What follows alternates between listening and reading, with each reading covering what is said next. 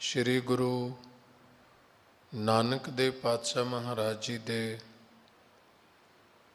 ਪਾਵਨ ਪਵਿੱਤਰ ਦਰਬਾਰ ਵਿੱਚ ਸੁਭਾਏਮਾਨ ਗੁਰੂ ਪਿਆਰੀ ਸਾਧ ਸੰਗਤ, ਆਪ ਜੀ ਸਭ ਵਡਭਾਗੀ ਹੋ।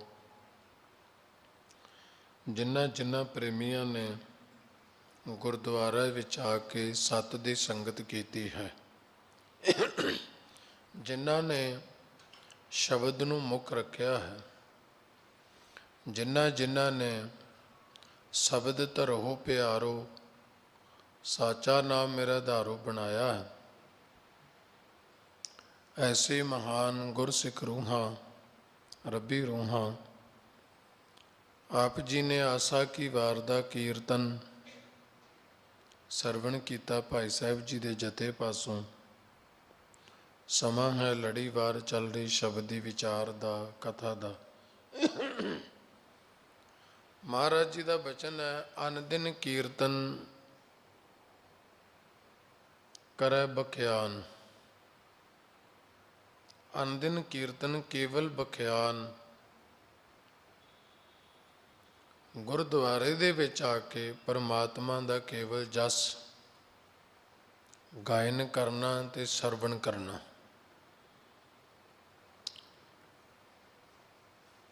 ਵਾਜਾ ਤਬਲਾ ਜਥੇ ਦੇ ਵਿੱਚ ਰਾਗ ਚ ਗਾ ਕੇ ਵੀ ਉਹਦਾ ਵਿਖਿਆਨ,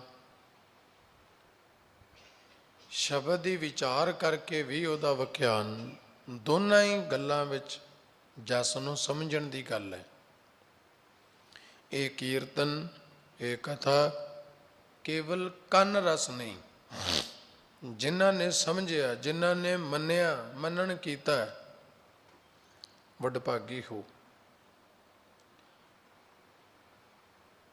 ਲੜੀਵਾਰ ਵਿਚਾਰ ਅਧੀਨ ਸ਼ਬਦ ਦਾ ਪਾਠ ਆਪ ਜੀ ਨੇ ਸਨਮਾਨਯੋਗ, ਸਤਿਕਾਰਯੋਗ ਗੁਰੂ ਘਰ ਦੇ ਹਜ਼ੂਰੀ ਗ੍ਰੰਥੀ ਸਾਹਿਬਾਨ ਭਾਈ ਨਿਧਾਨ ਸਿੰਘ ਜੀ ਦੇ ਪਾਸੋਂ ਸਰਵਣ ਕੀਤਾ ਹੈ।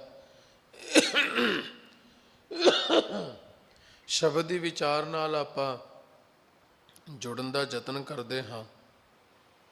ਗੁਰੂ ਸਾਹਿਬ ਦੀ ਬਖਸ਼ੀ ਹੋਈ ਸੁਮਤ, ਗੁਰੂ ਦੇ ਬਖਸ਼ੇ ਗਿਆਨ ਵਿੱਚੋਂ ਇਸ ਸ਼ਬਦ ਦੀ ਵਿਚਾਰ ਨੂੰ ਸਮਝਣ ਦਾ ਯਤਨ ਕਰਾਂਗੇ। ਸਭ ਗੁਰਮਾਈ ਭਾਈ ਪਿਆਰ ਸਹਿਤ ਸਤਿਗੁਰੂ ਜੀ ਦੇ ਚਰਨਾਂ ਦਾ ਓਟ ਆਸਰਾ ਲੈ ਕੇ ਮਨ ਬਿਰਤਿਆਂ ਦੀ ਇਕਾਗਰਤਾ ਦੇ ਸਹਿਤ ਗੁਰਫਤਿਹ ਨਾਲ ਸਾਂਝ ਪਾਓ। ਗੱਜ ਕੇ ਆਖੋ, ਵਾਹਿਗੁਰੂ ਜੀ ਕਾ ਖਾਲਸਾ, ਵਾਹਿਗੁਰੂ ਜੀ ਕੀ ਫਤਿਹ। ਸ਼ਬਦ ਦਾ ਸਿਰਲੇਖ ਹੈ ਗੌੜੀ ਚੇਤੀ। ਗੌੜੀ ਰਾਗ ਦਾ ਨਾਮ ਹੈ, ਚੇਤੀ ਇਹਦੀ ਕਿਸਮ ਹੈ। ਗੌੜੀ 12 ਪ੍ਰਕਾਰ ਦੀ ਹੈ। ਉਹ 12 ਪ੍ਰਕਾਰ ਦੇ ਵਿੱਚੋਂ ਜਿਵੇਂ ਗੌੜੀ ਗੁਆਰੇ ਰੇ, ਗੌੜੀ ਬੈਰਾਗਣ, ਗੌੜੀ ਪੂਰਬੀ, ਗੌੜੀ ਦੀਪਕੀ, ਉਹਨਾਂ ਦੇ ਵਿੱਚ ਇੱਕ ਗੌੜੀ ਚੇਤੀ ਕਿਸਮ ਹੈ, ਜਾਤੀ ਹੈ ਇਹਦੀ। ਗੌੜੀ ਚੇਤੀ। ਏਕ ਓੰਕਾਰ ਸਤਿਗੁਰ ਪ੍ਰਸਾਦ। ਸੂਖਮ ਮੰਗਲ ਹੈ। ਪਰਮਾਤਮਾ ਇੱਕ ਹੈ, ਜਨਮ ਦੇਣ ਵਾਲਾ, ਪਾਲਣ ਵਾਲਾ, ਸੰਭਾਲਣ ਵਾਲਾ। ਸਦੀਵੀ ਹੈ ਸਤਿਗੁਰੂ। ਮੈਨੂੰ ਉਹਦੇ ਕੋਲੋਂ ਚਾਹੀਦਾ ਉਹਦੀ ਦਇਆ, ਉਹਦਾ ਪ੍ਰਸਾਦ।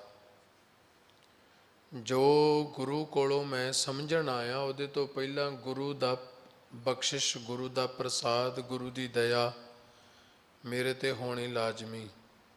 ਏਕ ਓੰਕਾਰ ਸਤਿਗੁਰ ਪ੍ਰਸਾਦ। ਗੁਰੂ ਸਭ ਤੇ ਕਰਦਾ ਹੀ ਦਇਆ।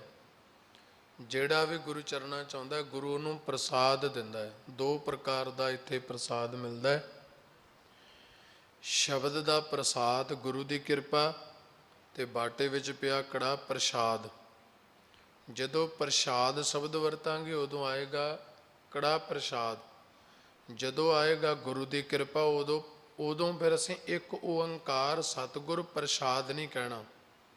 ਇੱਕ ਓੰਕਾਰ ਸਤਿਗੁਰ ਪ੍ਰਸਾਦ, ਉਹਦੀ ਕਿਰਪਾ। ਇਹ ਜੋ ਸ਼ਬਦ ਹੈ ਭਗਤ ਕਬੀਰ ਸਾਹਿਬ ਜੀ ਦਾ ਉਚਾਰਨ ਕੀਤਾ। ਭਗਤ ਕਬੀਰ ਸਾਹਿਬ ਜੀ ਫਰਮਾਉਂਦੇ ਨੇ, ਹਰ ਜਸ ਸੁਨ ਹੈ ਨ ਹਰ ਗੁਣ ਗਾਵੈ ਹੈ, ਬਤ ਨਹੀਂ ਅਸਮਾਨ ਗਿਰਾਵੈ ਹੈ। ऐसे लोगन स्यों क्या कहिए, जो प्रभ किए भगत ते बाहज, तिन ते सदा डराने रहिए। ये रहाओ दी तुक है। जो प्रभ किए ऐसे लोगन स्यों क्या कहिए, जो प्रभ किए भगत ते बाहज, तिन ते सदा डराने रहिए। भगत साहब जी ने इस शब्द दे विच दो ऐसा कह लो, गुरबाणी दे विच महाराज ने दो करैक्टर की बात पाई है, एक मनमुख ते एक गुरमुख। इस शब्द दे विच भगत साहब जी ने मनमुख दे करैक्टर की गल कीती है। ऐसे लोगन स्यों क्या कहिए, की कहिए उन्होंने, किहड़े, जो प्रभ कीए भगत ते बाहज। बाज दा अर्थ हुंदा जिहदे कोल कोई फल नहीं, जिहदे कोल कोई चंगी गल नहीं, चंगा ख्याल नहीं, चंगी सिक्ख्या नहीं, चंगी मत नहीं, नेक गुण नहीं। ना ही उन्हां नेक मत नूं माणिया, ना गुणा वाली सांझ नूं माणिया, ना हकीकत कीती, ना कमाई कीती, ते ना ही किसी का भला कीता। इहदा अर्थ है भगती तो बाहज।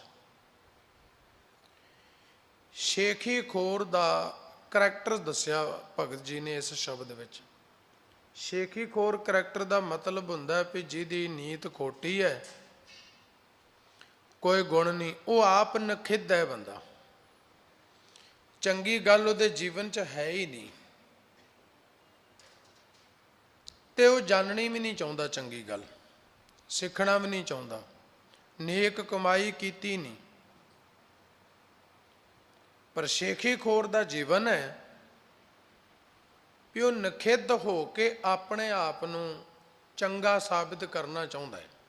इनू कहते शेखी मारनी, पल्ले कख नहीं है, नखिद्ध है। पर जिहड़ा बहुत चंगे आचरण वाला, चंगे सुभाव वाला, नेक सुभाव वाला, उहदे पैरल अपने आप नूं खड़ा करना चाहता है, इनू कहते शेखी मारदा है। भी तो इन्हें शेखी होई मारी है कख नहीं।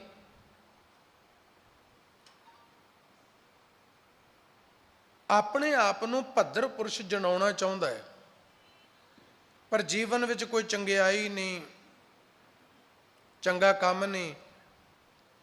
शेखी मारदा है भी चंगे गुण ना हो के है ते नखिद्ध, पर वो अपने आप दे नां दे नाल चंगा टैग लाउणा चाहुंदा है, अपने आप नूं चंगा साबित करना चाहुंदा है। उहदे च बस मनमुख बंदे दे सुभाव विच चीज़ हुंदी है भी गल छोटी है, उहनूं बहुत वड्डा करके साबित करना। हालांकि उस गल का कोई वजूद नहीं, कोई सच्चाई नहीं, पर यह बंदा इस तरह उन्होंने बना के पेश करेगा भी जिवें दारूमदारी सारा इस दे सिर ते है, धर्म का इनू कहते खंभां दीयां डारां बनाउणियां। नखिद्ध बंदा। तो फिर उसका सुभाव यह है भी मान लो कोई दूसरा बंदा चंगा है, नेक है, उसनों उन्हें नीवा करके दिखाना है, उहदी गल घटा के दसनी ताकि ये अपने आप नूं उहदे बराबर खड़ा कर सके, धिर साबित कर सके।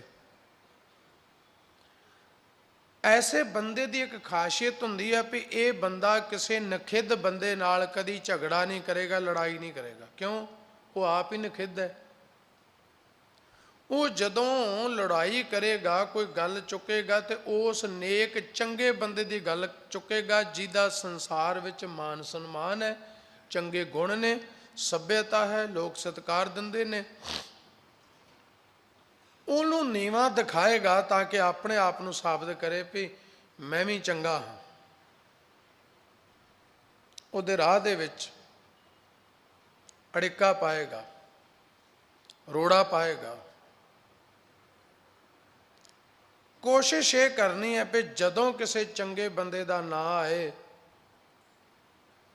ਤੇ ਉਦੋਂ ਮੈਨੂੰ ਵੀ ਕੋਈ ਜਾਣੇ ਵੀ ਹਾਂ ਇਹ ਵੀ ਬੰਦਾ ਹੈਗਾ, ਪਰ ਚੰਗੇ ਗੁਣ ਕੋਈ ਨਹੀਂ। ਗੁਰਬਾਣੀ ਦੇ ਵਿੱਚ ਐਸੀ ਬਿਰਤੀ ਨੂੰ ਮਹਾਰਾਜ ਨੇ ਸਾਕਤ ਆਖਿਆ, ਮਨਮੁਖ ਕਿਹਾ, ਅਸਾਧ ਕਿਹਾ। ਸਤਿਗੁਰ ਪਾਤਸ਼ਾਹ ਮਹਾਰਾਜ ਜੀ ਨੇ ਸਾਨੂੰ ਕਈ ਪਹਿਲੂਆਂ ਤੋਂ ਜਾਣੂ ਕਰਵਾਇਆ ਹੈ ਗੁਰਬਾਣੀ ਦੇ ਵਿੱਚ ਐਸੇ ਬੰਦਿਆਂ ਦੇ ਪ੍ਰਤੀ। ਤੁਸੀਂ ਦੇਖੋ, ਗੁਰਮੁਖ ਬੰਦੇ ਦੀ ਜ਼ਿੰਦਗੀ ਦਾ ਕੋਈ ਨਾ ਕੋਈ ਪਹਿਲੂ ਹੁੰਦਾ ਹੈ। ਨੇਕ ਗੁਣ ਹੈ, ਧੀਰਜ ਹੈ, ਦਇਆਵਾਨ ਹੈ, ਸ਼ੁਭ ਗੁਣ ਹੈ, ਸੰਤੋਖੀ ਹੈ, ਪ੍ਰੇਮੀ ਹੈ, ਪਿਆਰ ਵਾਲਾ ਹੈ, ਦੂਸਰੇ ਦੇ ਪ੍ਰਤੀ ਭਲੀ ਸੋਚ ਰੱਖਦਾ ਹੈ। ਇਹ ਗੁਰਮੁਖ ਦੇ ਜੀਵਨ ਦੇ ਪਹਿਲੂ ਨੇ। ਹੂਬਹੂ ਮਨਮੁਖ ਬੰਦੇ ਦੇ ਜੀਵਨ ਦੇ ਵੀ ਪਹਿਲੂ ਹੁੰਦੇ ਨੇ। ਗੁਰਬਾਣੀ ਨਹੀਂ ਪੜ੍ਹਨੀ, ਨਿਤਨੇਮ ਕੋਈ ਨਹੀਂ, ਅੰਮ੍ਰਿਤ ਵੇਲਾ ਕੋਈ ਨਹੀਂ, ਦਇਆ ਕੋਈ ਨਹੀਂ, ਸਤ ਸੰਤੋਖ ਕੋਈ ਨਹੀਂ, ਸ਼ੁਭ ਗੁਣ ਕੋਈ ਨਹੀਂ, ਉੱਚਾ ਆਚਰਣ ਨਹੀਂ, ਚੰਗਾ ਕਿਰਦਾਰ ਨਹੀਂ, ਝੂਠ ਬੋਲਣਾ, ਬੇਈਮਾਨੀ ਕਰਨੀ, ਠੱਗੀ ਠੋਰੀ ਕਰਨੀ। ਇਹ ਮਨਮੁਖ ਦਾ ਕਰੈਕਟਰ ਹੈ। ਭਲਾਈ ਨੂੰ ਕਦੀ ਨਹੀਂ ਮਾਣਿਆ, ਕੋਈ ਚੰਗਿਆਈ ਨਹੀਂ ਮਾਣੀ।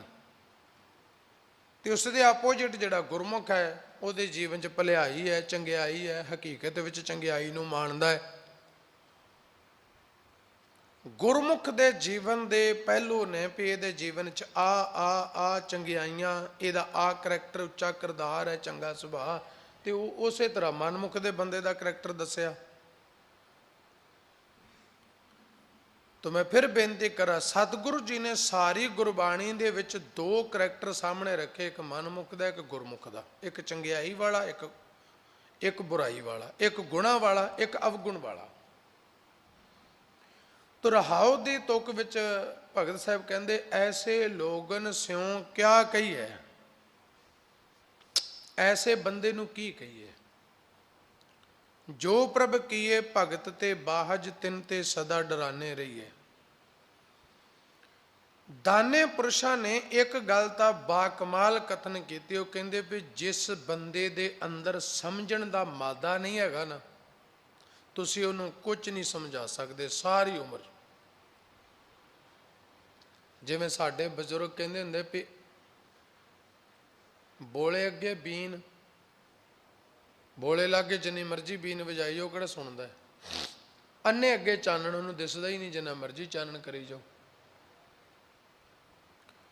ਤੋ ਸਤਿਗੁਰੂ ਪਾਤਸ਼ਾਹ ਮਹਾਰਾਜ ਸਮਝਾਉਂਦੇ ਨੇ, ਭਾਈ ਜਿਹੜਾ ਬੰਦਾ ਸਮਝਣਾ ਚਾਹੁੰਦਾ ਹੀ ਨਹੀਂ, ਉਹਨੂੰ ਤੁਸੀਂ ਕੀ ਸਮਝਾਓਗੇ। ਉਹ ਤੁਹਾਡੇ ਕੋਲ ਕੋਈ ਪਾਵਰ ਨਹੀਂ ਕਿ ਸਾਕਤ ਬੰਦੇ ਨੂੰ, ਮਨਮੁਖ ਬੰਦੇ ਨੂੰ ਤੁਸੀਂ ਕੋਈ ਗੱਲ ਸਮਝਾ ਲਓ।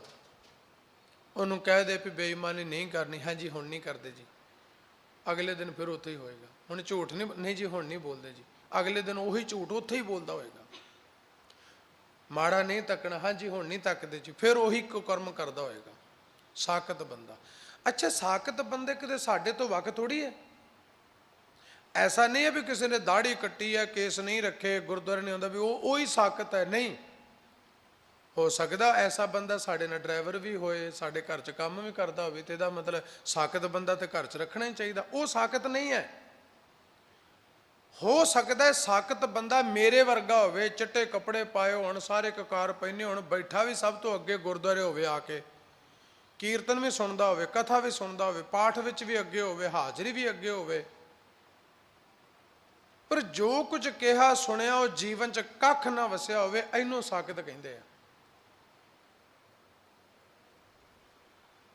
ਸਾਕਤ ਬੰਦੇ ਦੀ ਨਿਸ਼ਾਨੀ ਹੈ ਵੀ ਆਖਾਂ ਮੋੜਨਾ ਨਹੀਂ, ਡੱਕਾ ਤੋੜਨਾ ਨਹੀਂ, ਮੰਨਣਾ ਨਹੀਂ ਹੈ, ਜੀਵਨ ਵਿੱਚ ਲਾਗੂ ਨਹੀਂ ਕਰਨਾ। ਸਾਡੀ ਸੋਚ ਨੂੰ ਸਾਕਤ ਕਿਹਾ ਮਹਾਰਾਜ ਨੇ। ਕਿਸੇ ਦਾ ਬੈਰੂਨੀ ਰੂਪ ਦੇਖ ਕੇ ਸਾਕਤ ਮਤ ਮੰਨ ਲੈਣਾ ਵੀ ਇਹਨੇ ਕੇਸ ਨਹੀਂ ਰੱਖੇ ਸਾਕਤ ਹੈ, ਇਹਨੇ ਅੰਮ੍ਰਿਤ ਨਹੀਂ ਛਕਿਆ ਸਾਕਤ ਹੈ। ਹੋ ਸਕਦਾ ਅੰਮ੍ਰਿਤ ਧਾਰੀ ਉਹ ਤੋਂ ਵੱਡਾ ਸਾਕਤ ਹੋਵੇ। ਗੁਰਬਾਣੀ ਕਿਸੇ ਨੂੰ ਮਾੜਾ ਨਹੀਂ ਕਹਿੰਦੀ, ਗੁਰਬਾਣੀ ਤੇ ਸਭ ਦਾ ਭਲਾ ਤੱਕਦੀ ਹੈ। ਸਾਕਤ ਸੋਚ ਦੀ ਗੱਲ ਹੈ, ਵੀ ਸਾਕਤ ਸੋਚ ਤੋਂ ਬਚਣਾ ਹੈ।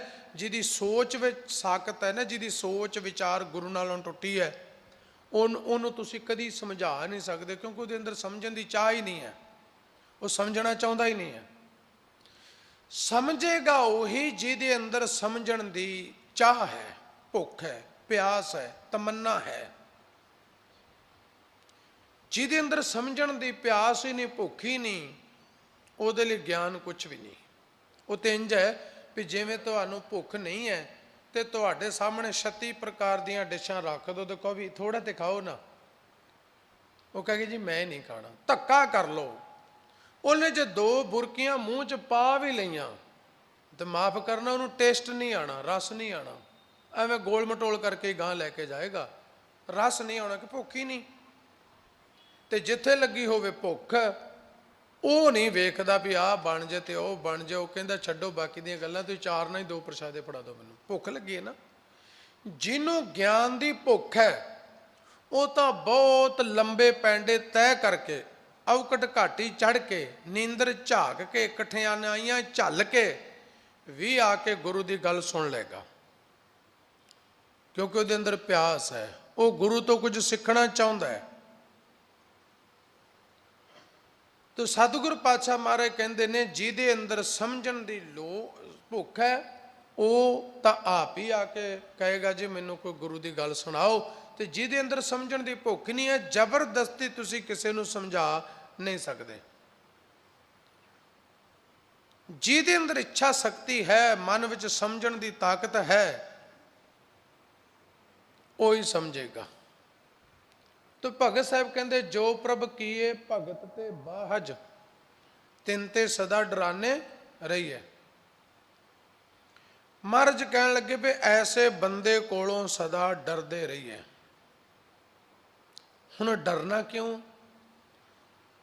ਰੱਬ ਦਾ ਭਗਤ ਕਿਸੇ ਤੋਂ ਨਹੀਂ ਡਰਦਾ, ਭਗਤ ਨੂੰ ਕੋਈ ਡਰ ਨਹੀਂ। ਇੱਥੇ ਸਮਝਾ ਦਿੱਤਾ, ਭੈ ਕਾਹੂ ਕੋ ਦੇਤ ਨੈ ਭੈ ਮਾਨ ਧਿਆਨ।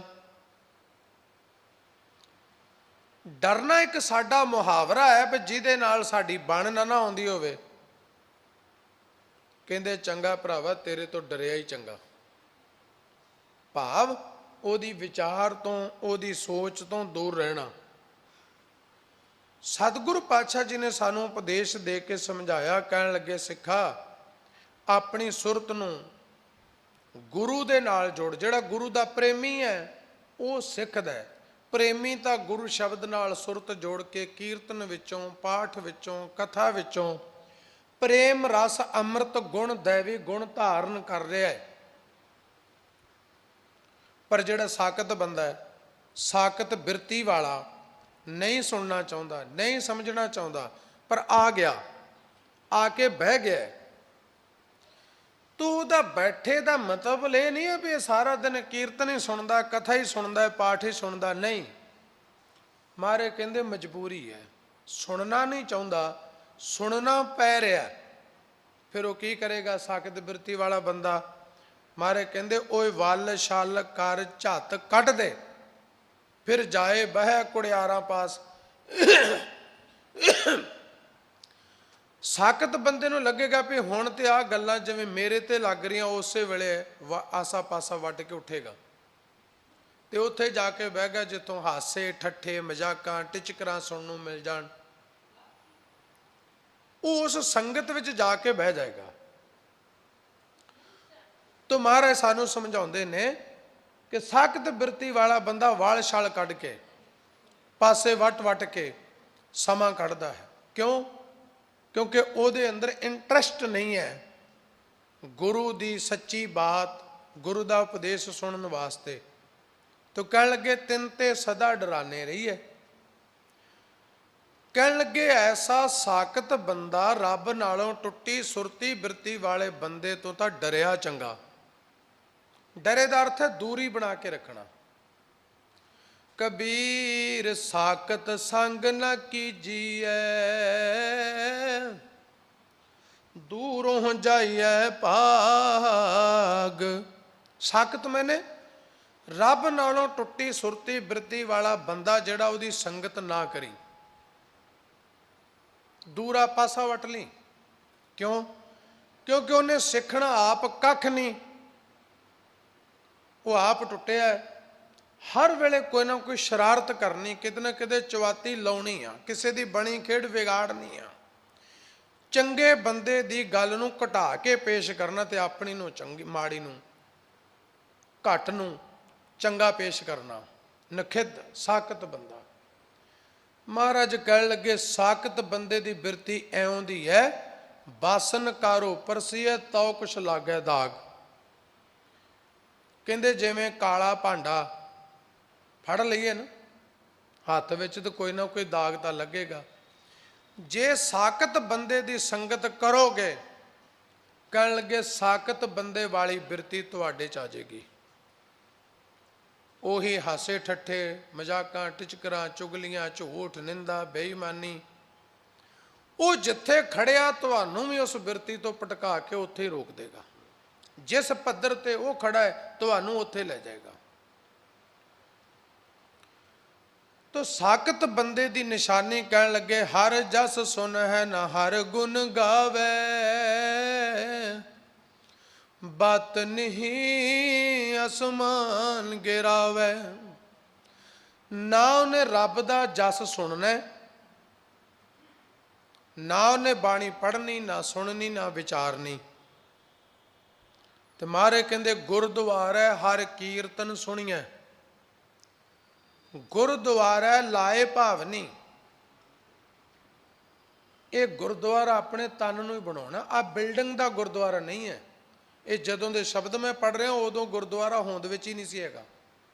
सिद्ध पुछदे आ धन गुरु नानक नूं पहाड़ां ते बैठे बाबा नानक क्यों पाई है गुरुद्वारो, दस फिर गुरुद्वारा किवें मिले। ते गुरु अमरदास महाराज कहंदे गुरुद्वारे लाए भावनी। ते गुरुद्वारा शब्द पंजवें पातशाह तो बाद विच आउंदा। पहला गुरुद्वारा शब्द ही नहीं धर्मशाला से। किहड़ा गुरुद्वारा? हिरदा रूपी गुरुद्वारा। उस हिरदे रूपी गुरुद्वारे विच गुरु दा जस कीर्तन सुनना है। तो मैं फिर बेनती करा, कीर्तन केवल वाजे ढोलकी छैणियां वाला नहीं है। भगत रविदास ने तो सारी उम्र वाजा फड़िया ही नहीं, पर वो कीर्तन कर रहा है। धन्ना जट ते हल वाहुंदा पर वो कीर्तन कर रहा है। इनू आख्या अनदिन कीर्तन, दिन रहन कीर्तन गाइए। फिर आ कीर्तन तो 2 घंटे बाद बंद हो गया। ये किहड़ा दिन रहन कीर्तन? जिन्हों मारे कहते उठत सुखिया बैठत सुखिया, भो नहीं लागे जा ऐसे बुझिया।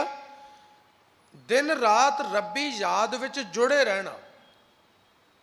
बाहर दे सिंबल ने जरूरी है। जदों गुरबाणी नूं पोटरी दे विच गाना है तो उहदे वास्ते फिर जोड़ी चाहिदी सी, वाजा चाहिदा सी, लै चाहिदी सी। हुण तिन्नां दा जथा बन गया। इनू आपां शब्द कहने कीर्तनी है, कीर्तन करना। पर एक कथा कर रहा ये भी कीर्तन, एक पाठी पाठ करदा वो भी कीर्तन है। एक बंदा लंगर बना रहा अपनी ईमानदारी नाल, वो भी कीर्तन हो रहा उहदा। एक गेट ते खलोता ईमानदारी नाल सेवा निभा रहा है, ओहदा भी कीर्तन चल रहा है।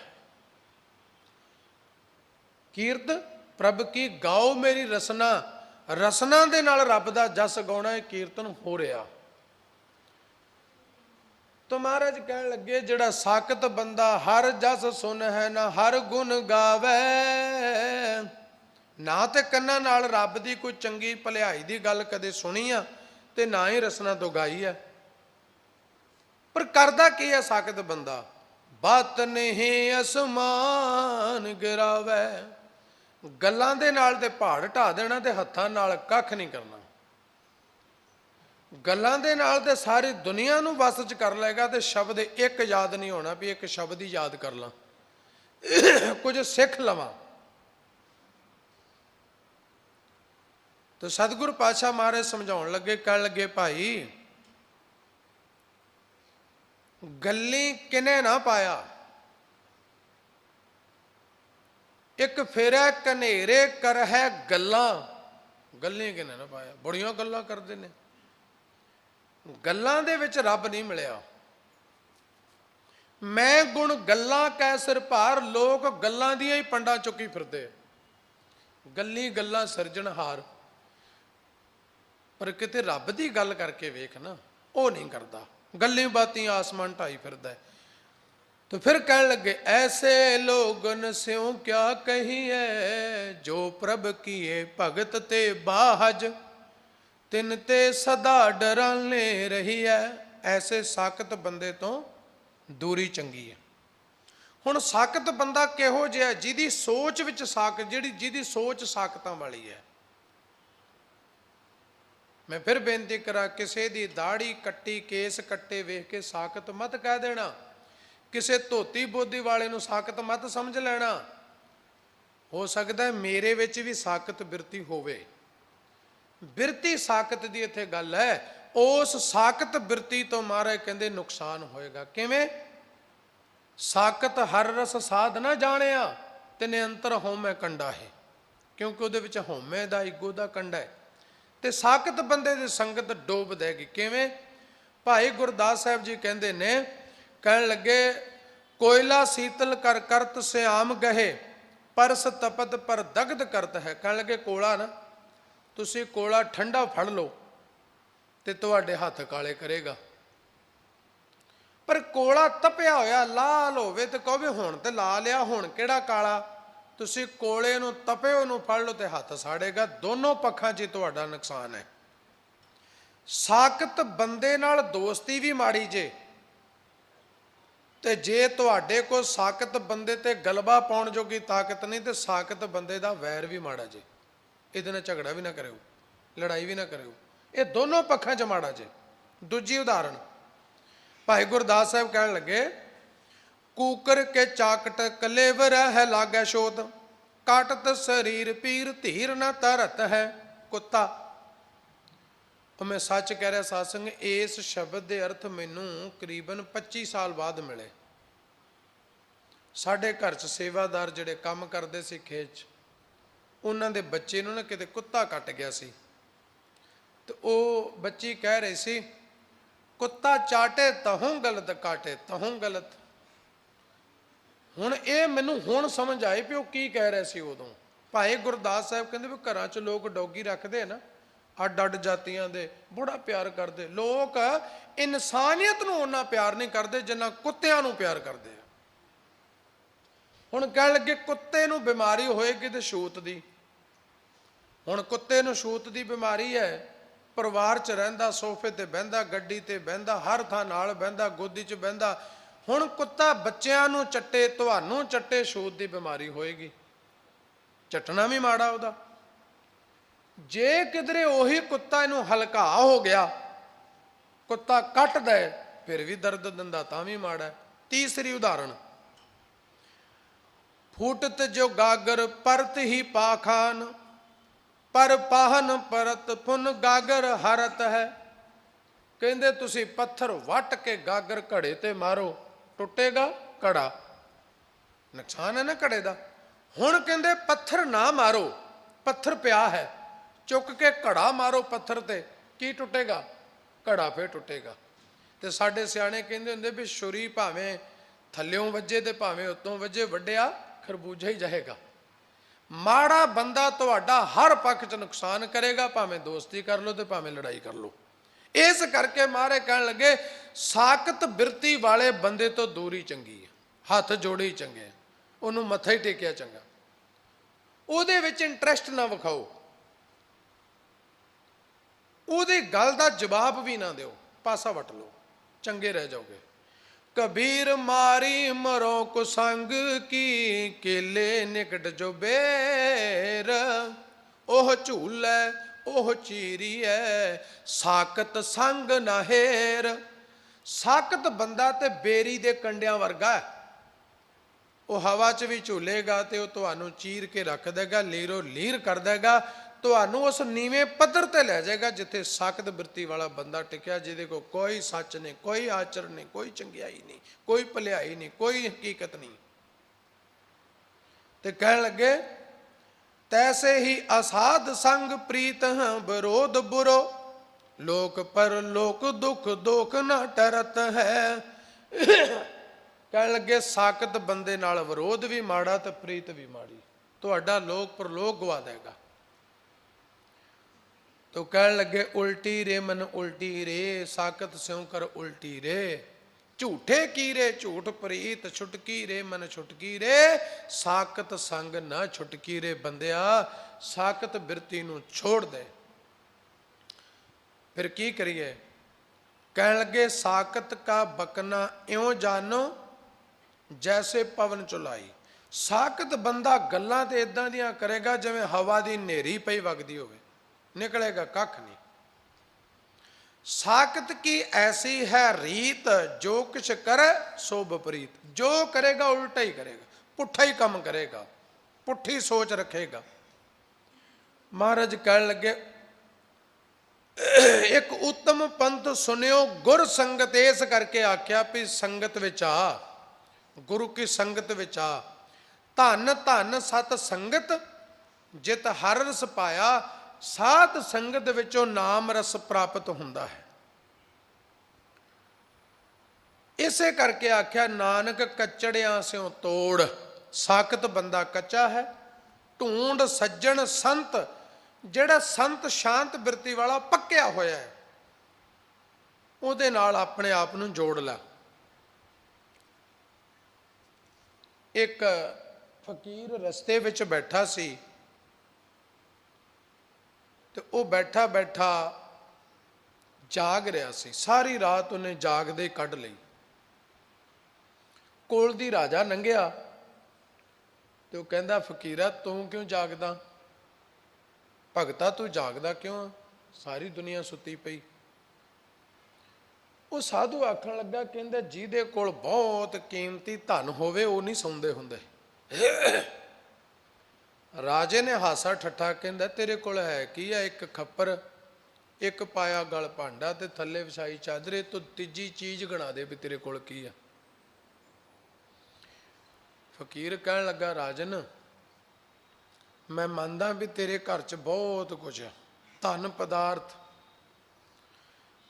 जे तेरा घर लुटिया जाए तो हो सकता तू फिर कमा लै, पर जिहड़ा सत दा संगी हुंदा ना भगत, उहदे कोल है मनुखा कीमती जीवन। आपां बचन पढ़दे ना, हीरे जैसा जन्म है। साध संगत जी एक रोम भी मुल नहीं मिल सकता। आ एक उंगल जे वड्डी जाए ना, ये भी मुल नहीं मिल सकती। एक एक अंग हीरे जैसा जन्म किड्डा कीमती है। ते अपना आकलन कर लो, 50 साल वाले ने 40 साल वाले ने खट्टिया की है। ये कारां गड्डियां कोठियां बंगले धरती ते पहला मसीह ते हुण भी इत्थे ही रहनी है। जीवन विच कमाया की है? भगत कहन लगा जिहड़ा मनुखा जीवन मिलिया, तो मनुखा जीवन विच सत संग दीआं घड़ियां जिहड़ा मैं जपिया नाम है ना, ਜਿਹੜਾ ਮੇਰੇ ਕੋ ਉੱਚਾ ਆਚਰਣ ਉੱਚਾ ਕਿਰਦਾਰ ਆ, ਸ਼ੁਭ ਗੁਣ ਆ, ਮੈਂ ਇਸ ਕਰਕੇ ਜਾਗਦਾ ਕਿ ਕਿਤੇ ਇਹਦੇ ਵਿੱਚ ਚੋਰ ਲਾ ਕੇ ਸੰਨ ਲਾ ਕੇ ਲੁੱਟਿਆ ਨਾ ਜਾਏ। ਰੱਬ ਦਾ ਪਿਆਰਾ ਬੰਦਾ ਸੰਗਤ ਵਿੱਚ ਆਉਂਦਾ ਸਦਾ ਜਾਗਦਾ ਸੁਚੇਤ ਰਹਿੰਦਾ ਕਿ ਮੇਰੇ ਜੀਵਨ ਵਿੱਚ ਕੋਈ ਇਹੋ ਜਿਹੀ ਭੈੜੀ ਵਿਚਾਰ ਨਾ ਆ ਜਾਏ ਜਿਹਦੇ ਵਿੱਚ ਮੈਂ ਜਤ ਤੋਂ ਸੱਚ ਤੋਂ ਲੁੱਟਿਆ ਨਾ ਜਾਵਾਂ। ਜਾਗਤ ਅਵਸਥਾ ਵਿੱਚ ਰਹਿੰਦਾ ਹੈ, जागदा रहिंदा है। तो कहन लगे जिहड़ा साकत बंदा ओहदियां गल्लां वेखो। आप न देह चुरू भर पानी, तह निंदह जय गंगा आली। साकत बंदा नखित बंदा चुली भर किसी नूं पानी नहीं देगा। इहदा अर्थ है अपने विच किनका मात्र भी कोई चंगियाई नहीं, कोई चंगा गुण नहीं, कदे किसी दुखी नूं दवाई नहीं दित्ती, नंगे नूं बस्तर नहीं दिता, भुखे नूं भोजन नहीं छकाया, किसी की मदद विच खड़ा नहीं होया कि शुभ विचार दो अखर नहीं किसी नूं समझाए, कोई ज्ञान की गल ना सिखी ते ना सिखाई किसी नूं।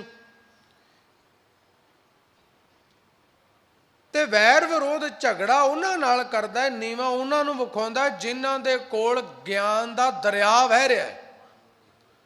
आप किनका मात्र किसी नूं एक अखर नहीं कदी समझा सकिया, ते निंदा उन्हां दी करदा जिन्हां दे अंदर ज्ञान दी गंगा वह रही। तह निंदा जा गंगा नहीं। अगली पंक्ति, बैठत उठत कुटलता चल है, आप गए और नहूं घल है। उठदा बैठदा कुटिलता, कुटिलता का अर्थ है कूटनीति, भैड़ी नीति, माड़ी सोच, झूठ, फरेब, छल, धोखा, चलाकी। जिथे बहना आग ही लानी, पुट्ठा ही पंगा करना है, लड़ाई पाउनी, झगड़ा पाउना, तोड़ना है, बस आ काम करेगा। तो कह लगे आप गए, इनू कहते आप तो गया गुजरे ही आ, आप तो समझो सच वालों मरिया होया है, और नहूं घल है। होरां नूं मैं धक्का लाउंदा भी ये भी नितनेम करनों छड़ जाए, ये भी गुरुद्वारे ना जाए, ये भी कथा कीर्तन ना सुने, ये भी सच ना बोले, ये भी ईमानदारी दया छड़ दे, होरां नूं भी डुबदा है।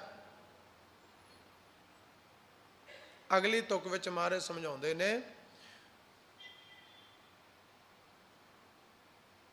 छाड़ कुचर्चा आन न जाने, ब्रह्मा हूं को कहे ओ न माने। छाड़ कुचर्चा, इत्थे की है? परचा, शब्द का परचा, मैंने शब्द विच परचे रहना। इत्थे की है? चर्चा, ज्ञान गोष्ठ चर्चा सदा, शब्द की चर्चा, शब्द का विख्यान, कीर्तन पाठ। ते कुचर्चा, भैड़ी चर्चा, निंदा चुगली, कह लगे सब कुछ उन्हें करना है। छाड़ कुचर्चा, भैड़ियां गल्लां छड्ड के, कुचर्चा छड्ड के, आन ना जाने, झूठ नूं सज के आन सच होर गल ही नहीं जानदा, धर्म की गल ही नहीं जानदा। ब्रह्मा हूं को कहे ओ न माने। ऐसे साकत बिरती वाले, रब तो टुटे हुए, धर्म तो डिगे हुए, भ्रष्ट सोच वाले बंदे नूं ब्रह्मा आप अपने 4 वेद लैके आके पढ़ावे, वो फिर भी नहीं पढ़ेगा। उन्होंने रब आप उतर के ना, वैसे तो परमात्मा कुदरत विच है, ज्ञान रूपी रब है अज साडे कोल बाणी, पर फिर भी जे 10 जामिया चो गुरु कोई जामा धारण करके आप आ जाए ना उतर के, भी फलाना साहब मैं तेनों पढ़ाना, उन्हें ओदी भी गल नहीं मननी, उन्हें रब की भी नहीं मननी, क्योंकि उधरों कनैक्टिविटी टुटी हुई है, ਉਹਦੇ ਉਹ ਵਿੱਚ इंटरस्ट ही नहीं रखता, लोड़ ही नहीं, भुख ही नहीं, प्यास ही नहीं, चाह ही नहीं। आप गए और नहूं खोवह। ये फिर तुक दोबारे आखी भगत जी ने, कहते आप तो सच वालों गया गुजरे समझो। गए का अर्थ है चला गया, जेड़ा साडी सच की जिंदगी चो चला ही गया, खत्म ही हो गया। जेड़ा बंदा गारा बना के बैठा जिंदगी का, वो तो दूजे नूं भी आखेगा भी भी गारे च बैठे, भी चक्कर च बैठे। आप गए और नहूं खोवह। वो दूजियां दे कोल भी जो कुछ है खोण की गल करता भी ये भी खुश जे इथों, ये हथों भी खुश जे सब कुछ। आग लगाए मंदिर में सोवह। साकत बंदे की बिरती ऐसी समझो भी उन्हें ना नगर दे विच सारे घरां च अग लाती, ते अपने घर च कुंडी बंद करके बह के ते खिड़ खड़ा के हसदा भी लै बई अज आपां करता काम, फलाने दे भी फलाने दे भी सारियां दे घर सड़ जाने। उन्हों आप पता ही नहीं नखिद बंदे नूं भी कंधां ना कंधां जुड़दियां, जिहड़े नगर च अग लाई तेरा भी घर इत्थे ही आ, नहीं पता। फिर मारे कहंदे तृण को मंदर साज सवारियो, पावक तले जरावत है। घाह फूस का घर है, हाड मास नाड़ी को पिंजर, केस जरे जैसे घास का पूला, हाड जरे जैसे लकड़ी का तुला। ये हाड मास घाह फूस ही है ना कट्ठा। ਇਹਦੇ ਵਿੱਚ काम क्रोध बुराइयां दी अग ला के ना, तो गफलत की नींद में सुता पिया। ऐसे गढ़ में ऐठ हठीलो, कच दे मंदिर च ते लोकां नूं पत्थर मारे, आकड़ आकड़ के ਜਦੋਂ ਤੇਰਾ ਆਪਣਾ ਘਰ ਕੱਚਦਾ ਤੇ ਫਿਰ ਕਾਹਦੇ ਤੋਂ ਫੁੱਲਿਆ ਫਿਰਦਾ? ਕਾਹੇ ਫਿਰ ਤੋਂ ਭਈਆ ਫੁੱਲਿਆ ਫੁੱਲਿਆ, ਕਿਉਂ ਹੰਕਾਰ ਕਰਦਾ ਹੈ? ਐ ਗਫਲਤ ਦੀ ਨੀਂਦ ਵਿੱਚ ਸੁੱਤਾ ਪਿਆ, ਖਾਣਾ ਪੀਣਾ ਐਸ਼ੋ ਇਸ਼ਰਤ ਵਿੱਚ, ਰੱਬ ਨਾਂ ਦੀ ਗੱਲ ਹੀ ਜ਼ਿੰਦਗੀ 'ਚ ਕੋਈ ਨਹੀਂ। ਆਗ ਲਗਾਏ ਮੰਦਰ ਮੈਂ ਸੋਵੈ, ਲੋਕਾਂ ਦੇ ਘਰ ਸਾੜਨ ਵਾਲਿਆ, ਤੇਰੇ ਘਰ ਨੂੰ ਵੀ ਲਾਂਬੂ ਲੱਗਣੀ ਵਾਲਾ ਹੀ। ਅਗਲੀ ਤੋਂ ਅਵਰਨ ਹਸਤ ਆਪ ਹੈ ਕਾਲੇ, ਦੂਜਿਆਂ ਵੱਲ ਹੱਸਦਾ ਹੈ, ਵੇਖਿਆ ਹੀ ਫਲਾਣੇ ਦੇ ਇਦਾਂ ਹੋ ਗਏ, ਆ ਵੇਖਿਆ ਹੀ ਫਲਾਣੇ ਦੇ ਇਦਾਂ ਹੋ ਗਏ। ਰੱਬ ਜੀ ਕਹਿੰਦੇ ਤੂੰ ਵੀ ਤੇ ਕਾਣਾ ਹੈ। ਕਾਨੇ ਦਾ ਅਰਥ ਹੈ ਕਾਣਾ, ਤੇ ਕਾਣੇ ਦਾ ਅਰਥ ਇਹ ਨਹੀਂ ਹੈ ਵੀ ਕਿਸੇ ਦੀ ਅੱਖ ਇੱਕ ਘੱਟ ਦਿਖਦਾ ਜਾਂ ਮੋਤੀਆ ਵੀ ਉਹ ਕਾਣਾ ਹੈ, ਵੀ ਕਿਸੇ ਦੇ ਸੱਟ ਲੱਗ ਗਈ ਤਾਂ ਕਾਣਾ। ਕਾਣੇ ਦਾ ਅਰਥ ਹੁੰਦਾ ਹੈ ਜਿਹਦੇ 'ਚ, ਜਿਵੇਂ ਸਾਡੇ ਪਿੰਡਾਂ ਥਾਵਾਂ ਦੀ ਗੱਲ ਹੈ ਕਿ ਜਦੋਂ ਬਰਸਾਤਾਂ ਪੈਣ ਨਾ ਤੇ ਮੰਜੇ ਜਿਹੜੇ ਆ ਉਹਨਾਂ 'ਚ ਕਾਣੋਂ ਪੈ ਜਾਂਦੀ ਹੁੰਦੀ, ਉਹ ਇੱਕ ਪਾਵਾ ਮੂੰਹ ਚੁੱਕੀ ਰੱਖੇ, ਉਹਨੂੰ ਕਹਿੰਦੇ ਕਾਣ ਪੈ ਗਈ। ਕਈ ਵਾਰ ਲੱਕੜ ਦੇ ਦਰਵਾਜ਼ਿਆਂ 'ਚ ਕਾਣ ਪੈ ਜਾਂਦੀ, ਥੱਲਾ ਪਾਸਾ ਪਛਾਣ ਹੋ ਜਾਂਦਾ, ਉੱਪਰਲਾ ਫਿਰ ਬੰਦ ਹੀ ਨਹੀਂ ਹੁੰਦਾ, ਕਾਣ ਪੈ ਗਈ। ਜਿਹਦੇ ਵਿੱਚ ਕਮਜ਼ੋਰੀ ਪੈ ਜੇ ਹੁੰਦਾ ਕਾਣਾ। ਮੰਨ ਲਓ ਕਿਸੇ ਨੇ ਚੋਰੀ ਕਰ ਲਈ ਤੇ ਵੱਡੇ ਥਾਂ ਤੇ ਜਾ ਕੇ ਅੱਧ ਦੇਤਾ, ਹਿੱਸਾ ਦੇਤਾ, ਤੇ ਜੇ ਛੋਟਾ ਬੰਦਾ ਜਾ ਕੇ ਸ਼ਿਕਾਇਤ ਕਰੇ ਤੇ ਉਹ ਵੱਡਾ ਸੁਣੇਗਾ ਛੋਟੇ ਦੀ, ਉਹਨੂੰ ਤੋਂ ਨੇ ਕਾਣਾ ਕੀਤਾ, ਕਿਸੇ ਨੇ ਚੋਰੀ ਕੀਤੀ, ਥਾਣੇਦਾਰ ਨੂੰ ਜਾ ਕੇ ਅੱਧ ਦੇਤਾ। ਹੁਣ ਛੋਟਾ ਵਿਚਾਰਾ ਤਰਲੇ ਲੈਂਦਾ, ਜੀ ਮੇਰੀ ਸੁਣਵਾਈ ਨਹੀਂ ਹੁੰਦੀ। ਸੁਣਵਾਈ ਕੀ ਹੋਵੇ? ਤੇ ਚੋਰ ਖੁੱਲੇ ਆਮ ਫਿਰਦਾ, ਉਹਨੂੰ ਪਤਾ ਵੀ SHO ਨੂੰ ਕਾਣਾ ਕੀਤਾ ਹੋਇਆ। ਸਾਡੇ ਅੰਦਰ ਜਿਹੜੀਆਂ ਕਮਜ਼ੋਰੀਆਂ ਬੁਰਾਈਆਂ, ਇਹ ਕਾਣ ਹੈ। ਲੋਕਾਂ ਵੱਲ ਹੱਸਣ ਵਾਲਿਆ ਤੂੰ ਵੀ ਤੇ ਕਾਣਾ ਹੈ। ਤਿੰਨ ਕੋ ਦੇਖ ਕਬੀਰ ਲੱਜਾ ਨੇ, ਲੱਜਾ ਦਾ ਅਰਥ ਹੈ ਸ਼ਰਮ, ਤੇ ਇਹ ਪਾਠ ਹੈ ਲੱਜਾ ਆਣੇ, ਅਰਥ ਦੇ ਹੋਣਗੇ ਲੱਜਾ ਆਣੇ। ਕਬੀਰ ਸਾਹਿਬ ਕਹਿੰਦੇ ਇਹੋ ਜਿਹੇ ਬੰਦਿਆਂ ਨੂੰ ਨਾ ਵੇਖ ਕੇ ਮੈਨੂੰ ਸ਼ਰਮ ਆਉਂਦੀ ਹੈ, ਲੱਜਾਨੇ, ਸ਼ਰਮ ਆਉਂਦੀ ਹੈ, ਇਹ ਕਰਦੇ ਕੀ ਫਿਰਦੇ ਨੇ। ਤੋ ਇਸ ਸ਼ਬਦ ਵਿੱਚੋਂ ਅਸੀਂ ਇਹ ਸਮਝਣਾ ਹੈ ਵੀ ਸਾਡੇ ਅੰਦਰ ਕਿਤੇ ਸਾਕਤ ਬਿਰਤੀ ਤਾਂ ਨਹੀਂ ਹੈਗੀ, ਸਾਡੇ ਅੰਦਰ ਕਿਤੇ ਸੋਚ ਮਾੜੀ ਤਾਂ ਨਹੀਂ ਹੈਗੀ, ਰੱਬ ਨਾਲੋਂ ਟੁੱਟੀ, ਕਿਤੇ ਮੈਂ ਹੀ ਸਾਕਤ। ਆਪਣੇ ਗਰੀਬਾਨ ਵਿੱਚ ਝਾਤ ਮਰਾਉਂਦੇ ਨੇ ਭਗਤ ਸਾਹਿਬ ਇਹ ਸ਼ਬਦ ਦੁਆਰਾ। ਗੁਰੂ ਕਿਰਪਾ ਕਰਨ, ਹੋਈਆਂ ਭੁੱਲਾਂ ਦੀ ਮਾਫੀ। ਆਪ ਸੰਗਤਾਂ ਦਾ ਧੰਨ ਗੁਰੂ ਗ੍ਰੰਥ ਸਾਹਿਬ ਜੀ ਦਾ ਕੋਟਾਨ ਕੋਟ ਸ਼ੁਕਰਾਨਾ। ਭੁੱਲਾਂ ਦਾਸ ਦੀਆਂ ਜਾਣ ਕੇ ਮੁਆਫ ਕਰ ਦੇਣੀਆਂ, ਗੁਰਮਤਿ ਵਿਚਾਰ ਗੁਰੂ ਦੀ ਜਾਣ ਕੇ ਹਿਰਦੇ 'ਚ ਧਾਰਨ ਕਰ ਲੈਣਾ ਜੀ। ਪ੍ਰਾਪਤੀ ਹੋਏਗੀ ਲੋਕ ਸੁਖੀਏ ਪਰਲੋਕ ਸੁਹੇਲੇ, ਨਾਨਕ ਹਰ ਪ੍ਰਭ ਆਪੇ ਮਿਲੇ। ਇਸ ਦਰ ਤੋਂ ਧੰਨ ਗੁਰੂ ਗ੍ਰੰਥ ਸਾਹਿਬ ਜੀ ਦੇ ਚਰਨਾਂ 'ਚੋਂ ਕਦੀ ਕੋਈ ਖਾਲੀ ਨਹੀਂ ਮੁੜਿਆ ਤੇ ਕਦੀ ਕੋਈ ਖਾਲੀ ਨਹੀਂ ਮੁੜੇਗਾ, ਬਸ਼ਰਤੇ ਉਹਦਾ ਵਿਸ਼ਵਾਸ, ਉਹਦਾ ਭਰੋਸਾ ਗੁਰੂ ਗ੍ਰੰਥ ਸਾਹਿਬ ਤੇ ਬਣ ਜਾਏ। ਸਤਿਗੁਰੂ ਸਾਰਿਆਂ ਨੂੰ ਚੜ੍ਹਦੀ ਕਲਾ ਬਖਸ਼ਣ ਜੀ। ਗੱਜ ਕੇ ਆਖੋ ਵਾਹਿਗੁਰੂ ਜੀ ਕਾ ਖਾਲਸਾ, ਵਾਹਿਗੁਰੂ ਜੀ ਕੀ ਫਤਿਹ। ਸਤਨਾਮ।